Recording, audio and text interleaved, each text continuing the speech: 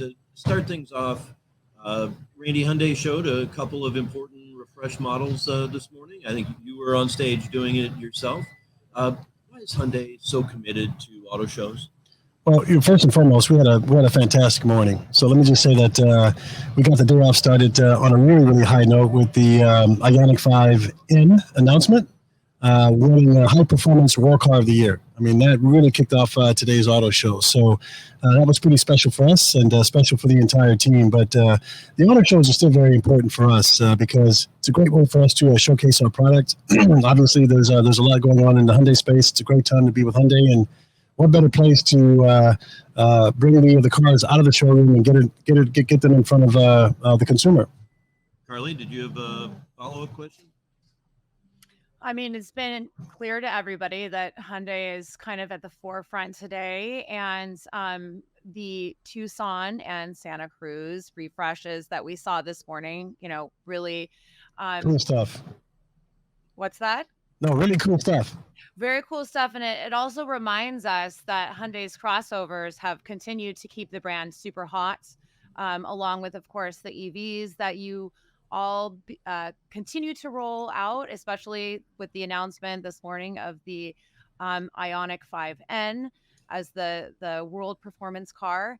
Can you talk to us a little bit about the successful run Hyundai's on and how long you think this can last? Man, the hits just keep on coming. Well, first and foremost, got to be proud of our product designers and the production teams. They're doing a phenomenal job, and they're making my life so much easier because we call it a time of selling. They build and we sell, and they're building some exceptional product, as you just pointed out, Carly. And right now, all of our products are resonating extremely well with the consumer, and we're on a little bit of a good run right now. But it doesn't happen through through luck. It's because of great product. It's because of our great dealers.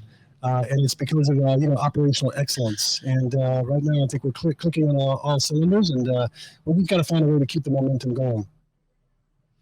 Yeah, we've seen changing market conditions in 2024 versus 2022 and 2023. Prices are higher. Consumers want lower priced vehicles. Does Hyundai want more lower priced products? Well, I mean, right now, I think we're in a really good space. I mean, we could always use more product, right? But at the end of the day, we've got some pretty good products on the entry level side. We still have the Hyundai Venue. We've got the Elantra and the Sonata that can help people get into our products from an affordability standpoint. And you're absolutely right. This year is the year of affordability, and so we're looking for creative ways, unique ways to try and engage the consumer and get the consumer in our products. And we do that through our marketing, our advertising, our incentive programs, and our dealer partners are helping us a lot with that as well. So right now it's working for us, but if there's an opportunity for us to pivot and do something a little bit different when we need to, we can do that as well. Some of us, trying to project what the EV market share might be this year.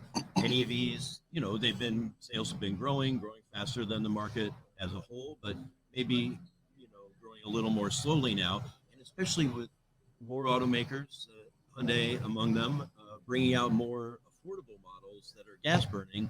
I wonder how that might interplay with the market share. Do you have a projection for this year? Or do you think EVs will be 10%, 11%, something like that? Well, first let me just say that from a Hyundai perspective, we continue to grow in the EV space. Our sales are up on a year-over-year basis, which is good.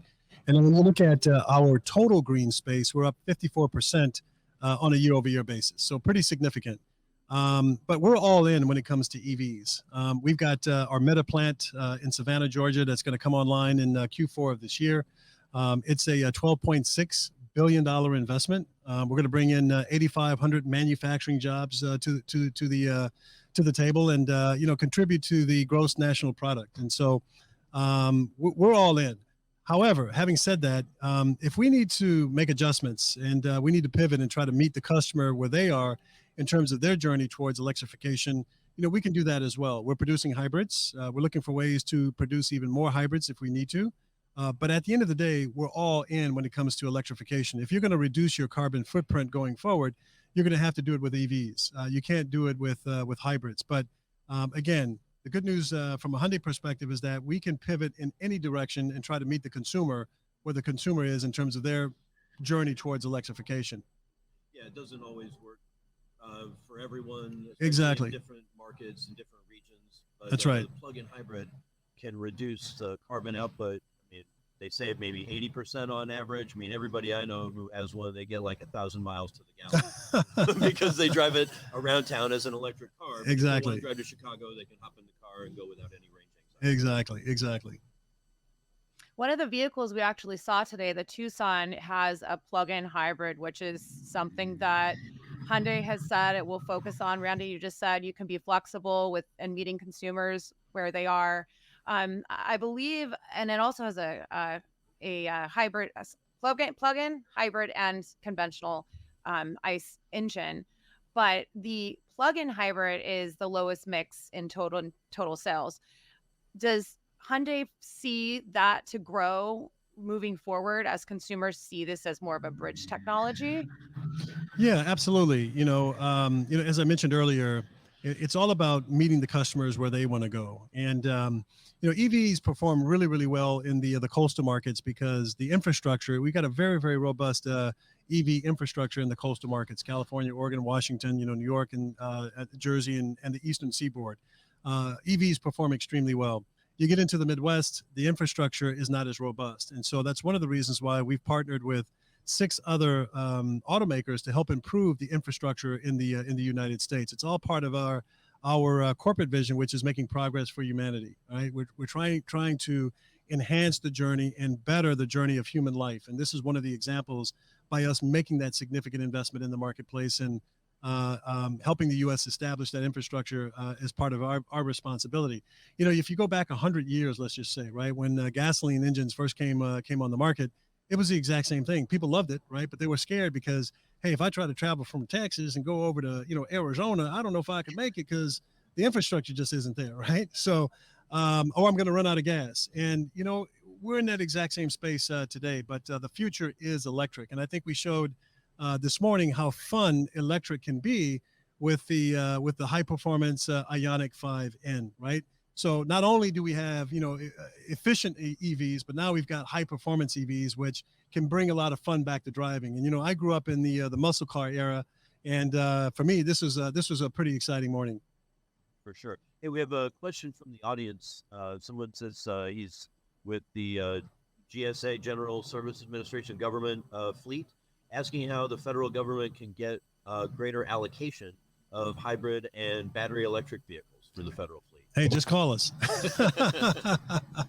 No, we've got a very, very aggressive fleet management team, and if there's someone out there in particular that is looking for us to support government fleets, we're always our doors are open for business. So send me an email directly. I'll give you my email. It's it's rparker@hmausa.com. And if you've got a proposal you want to get on my desk, just send me a quick email and we'll explore what opportunities we have. There you go, Leonard. All right, Carly, you do another, and then I'll take another from the audience. Okay, let's talk a little bit about the tax credit. Randy, you mentioned that Hyundai is working swiftly to get the Meta plan open and so that it can bring localization to its EVs and battery assembly. I know that a lot of the automakers have been leaning on the leasing provision as part of the Inflation Reduction Act that allows that $7,500 to get passed down to consumers. Is that strategy still working? And are consumers that are looking for more affordable EVs, are they wanting to have the option to buy them as opposed to lease? Absolutely.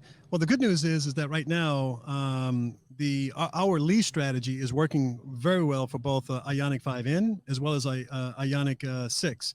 Right now, the lease pen, I think, for both cars are roughly in the 60% range this month in particular, because we've got a very aggressive lease out there right now. And for us, anytime that we lease a car, as Carly just mentioned, we get to take advantage of the $7,500 tax credit. But, these are the deck of cards that were dealt to us, through the IRA. I get it. We weren't happy about it in the beginning, but you know what? We didn't cry about it. And we're offering a $7,500 rebate, to anyone that wants to finance an EV, because we've got a lot of momentum. And, there's there's an opportunity for us to sell cars, and we're going to sell cars. It costs me more money to do that. But that's one of the reasons why we are pushing leasing. And you know what? Leasing does make cars very, very affordable from a monthly payment standpoint. And right now, I think our dealers are having a lot of success, leveraging the aggressive leases that we've got in the marketplace, and we're going to continue to do that. Well, and the vehicles are improving so much. I think it's really appealing to a lot of consumers to get the lease, try out a car, and then see what the market's going to look like. Excellent point. Excellent point, Jamie. No, you're absolutely right. I mean, it's a good way to test out a car for a couple of years and, see if an EV is right for you, right? I drive an EV, and I've got a level 2 charger in my garage. And let me tell you, that's a game changer. I mean, once I got the level 2, I feel like I'm invincible on a daily basis. I can charge it, at night. I wake up, the car is fully charged, and I'm ready to go, and I've got a full tank, no pun intended. I got a full tank of energy, right? Yeah. And so, once you go through that process, you start to think, well, why would I want to go back to a gasoline engine?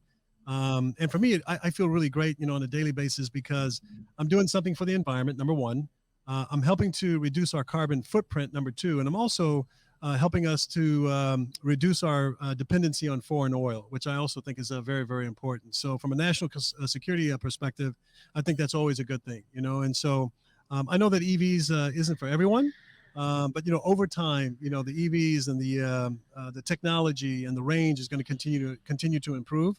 The infrastructure is going to continue to improve, and you'll see the trajectory and the projections. Even though you see a slight slowdown in EVs right now, we're not buying into that.